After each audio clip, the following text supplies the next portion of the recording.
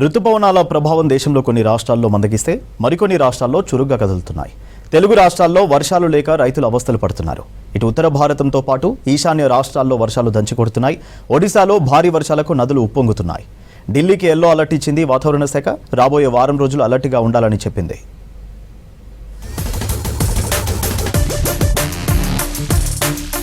రాష్ట్రంలో రుతుపవనాలు మందగించాయి. వర్షాల జాడ కనిపించడం లేదు.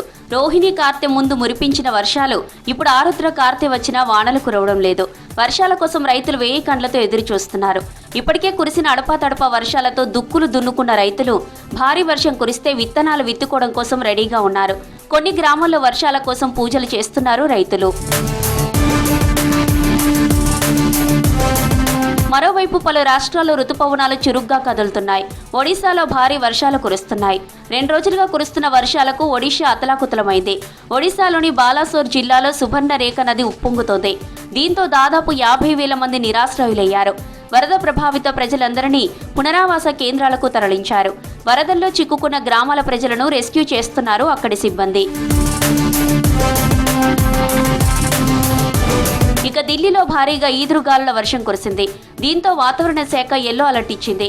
ఉరుములు మెరుపులతో కూడిన భారీ వర్షాలుంటాయని ప్రజలంతా అప్రమత్తంగా ఉండాలని హెచ్చరించింది. గంటకు 30 నుంచి 40 కిలోమీటర్ల వేగంతో ఈదురుగాలులు వీస్తాయని చెప్పింది. ఉత్తరాఖండ్, హిమాచల్ ప్రదేశ్, యూపీ, రాజస్థాన్లోని కొన్ని ప్రాంతాల్లో భారీ వర్షాలుంటాయని చెప్పింది. ఈ నెల 25వ తేదీ వరకు ప్రజలంతా అప్రమత్తంగా ఉండాలని వాతావరణ శాఖ సూచించింది. ఇటు ఈశాన్య రాష్ట్రాలకు కూడా భారీ వర్షాలుంటాయని ఐఎండీ తెలిపింది. అసోం, మేఘాలయ, అరుణాచల్ ప్రదేశ్, నాగాలాండ్, మణిపూర్ రాష్ట్రాల్లో తీవ్ర ఎఫెక్ట్ ఉంటుందని చెప్పింది. రాబోయే వారం రోజులు మోస్తరు నుంచి భారీ వర్షాలుంటాయని హెచ్చరించింది.